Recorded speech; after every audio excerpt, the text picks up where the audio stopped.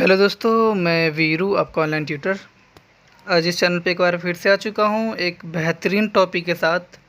आप देख सकते हैं आज का हमारा टॉपिक है संसद का गठन और इसका कार्य। दोस्तों, हमने पिछले वीडियो में संसद का गठन पढ़ चुके हैं।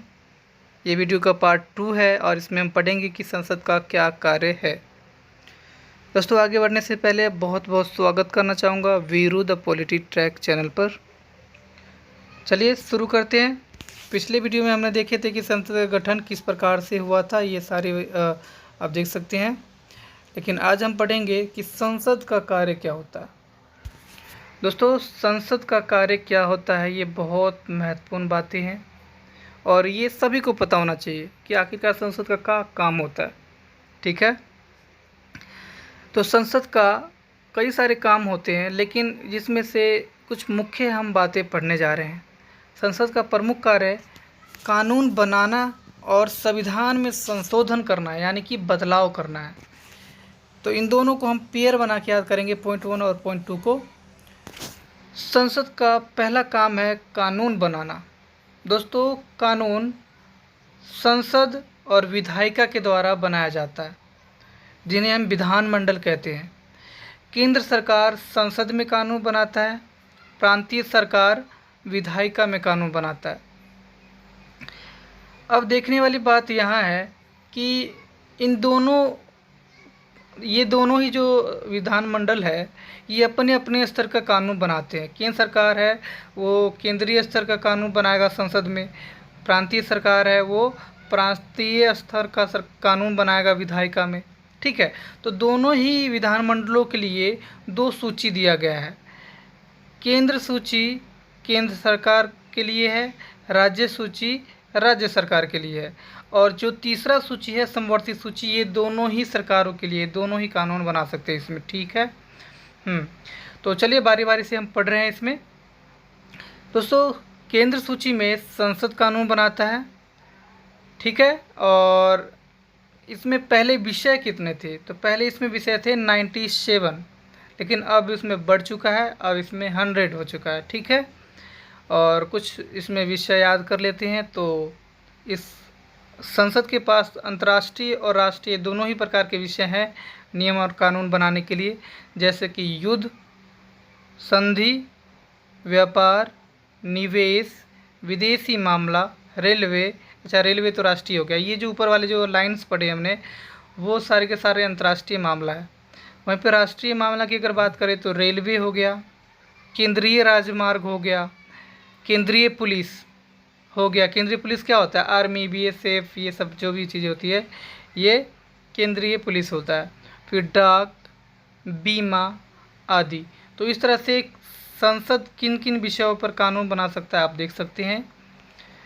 नेक्स्ट है प्रांतीय सूची, यानी कि राज्य सूची। राज्य सूची में पहले 47 विषय थे, राज्य सूची में पहले 66 विषय थे, लेकिन इसमें अब घट चुका है 5 विषय, और इसी वजह से 66 से 61 हो चुका है ये। ठीक है, कुछ एग्जाम्पल पढ़ लेते हैं। तो प्रांतीय राजमार्ग यानी सड़क, सड़क के बाद परिवहन, परिवहन के बाद जेल, जेल के बाद पुलिस। अब इसे हम याद कैसे करेंगे?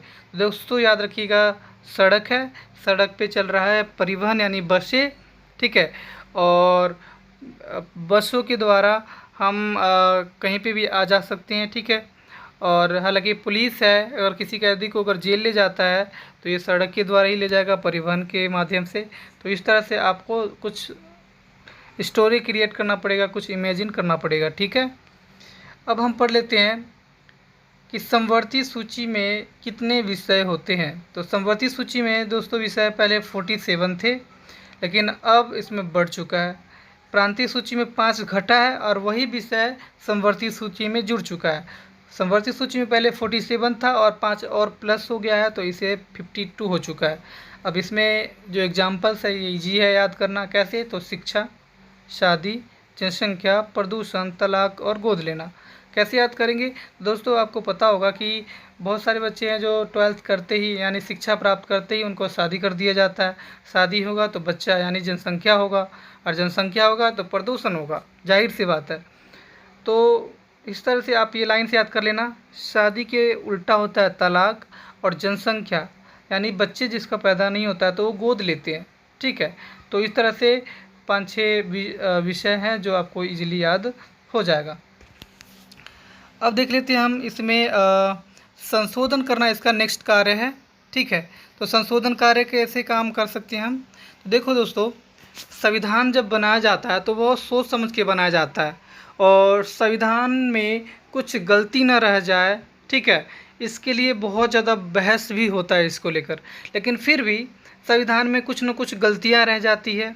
ठीक है, और संविधान में कुछ अस्थायी प्रावधान यानी आरक्षण दिया जाता है। ठीक है, तो संविधान में अस्थायी प्रावधान यानी आरक्षण को हटाने के लिए, संविधान में जो कुछ गलतियां हैं उनको हटाने के लिए संविधान में बदलाव किया जाता है यानी संशोधन किया जाता है। ठीक है, और संविधान में संशोधन करने की जो अनुच्छेद है वो 368, संविधान के भाग 20 में एक ही अनुच्छेद है 368। ठीक है, इसमें बताया गया है कि संविधान में किस प्रकार से संशोधन किया जा सकता है। संविधान में संशोधन करने की 3 विधि है। ठीक है, और वो 3 विधि है आप देख सकते हैं, साधारण विधि है पहला, दूसरा विशेष विधि है, और तीसरा राज्यों के समर्थन से संशोधन होता है। तो ये 3 विधियों के द्वारा संविधान में संशोधन होता है। ठीक है, आगे बढ़ते हैं हम।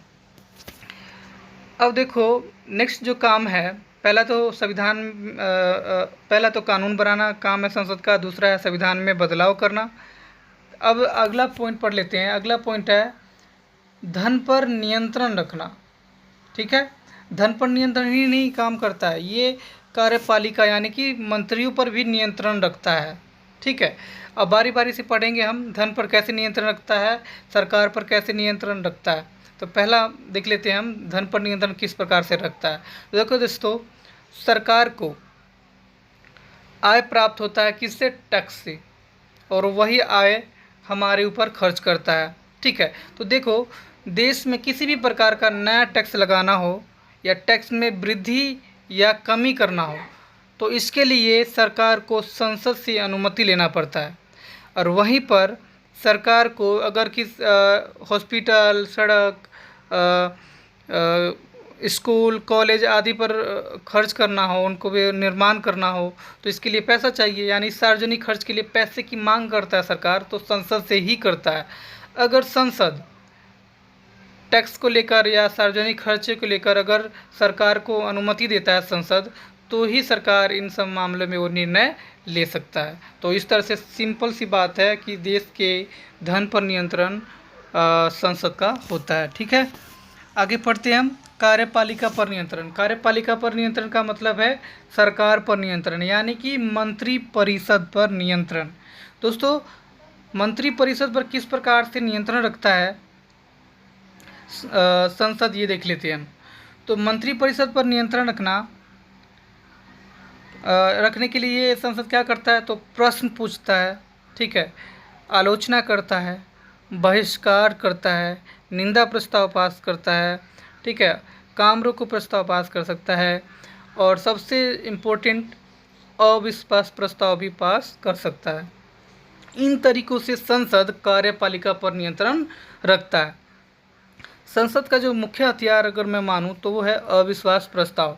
संसद जैसे ही अविश्वास प्रस्ताव पास करता है, देश में मंत्री परिषद भंग हो जाता है, यानी कि सरकार जितने भी मंत्री है वो उनको त्यागपत्र देना पड़ जाता है, सरकार भंग हो जाता है। तो आई होप समझ में आ गया होगा।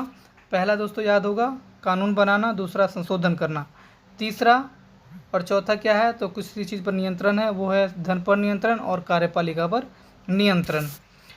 अब हम 5वां पॉइंट पढ़ लेते हैं। तो देखो संसद का अब जो नेक्स्ट काम जो है वो है महाभियोग प्रस्ताव लगाना, यानी कि न्यायिक कार्य। न्यायिक कार्य क्या है ये देख लेते हैं हम। तो देखो देश में कुछ मुख्य महत्वपूर्ण पदाधिकारी है, जैसे कि राष्ट्रपति, उच्च न्यायालय और उच्चतम न्यायालय के न्यायाधीश, मुख्य चुनाव आयुक्त, ये सब महत्वपूर्ण पदाधिकारी है देश के, और इन पदाधिकारियों को आसानी से नहीं हटाया जा सकता है। अगर ये पदाधिकारी अपने शक्तियों का दुरुपयोग करे, संविधान के विपरीत कार्य करे, तो ऐसे में संसद इनके ऊपर महाभियोग प्रस्ताव लगाएगा, और अगर संसद के दोनों सदनों से ये महाभियोग प्रस्ताव पास हो जाता है तो इन्हें इस्तीफा उसी वक्त देना पड़ जाता है। तो इस तरह से इनके ऊपर भी, इन पदाधिकारियों के ऊपर भी नियंत्रण रखना किसका कार्य है? संसद का। पहला नियंत्रण रखता है धन के ऊपर, दूसरी बात मैंने बताया था मंत्रियों पर नियंत्रण रखता है यानी कि सरकार पर नियंत्रण, यानी कि कार्यपालिका पर नियंत्रण, और तीसरी बात में इन पदाधिकारियों के ऊपर भी नियंत्रण रखता है महाभियोग प्रस्ताव के द्वारा। तो दोस्तों आई होप आपको ये वीडियो समझ में आया होगा। अगर आया होगा तो प्लीज़ यार लाइक शेयर कमेंट और सब्सक्राइब कर दीजिएगा, और साथ ही बेल आइकन को दबा लीजिएगा ताकि हमारा न्यू वीडियो का नोटिफिकेशन जल्दी मिल जाए आपको। Thank you so much.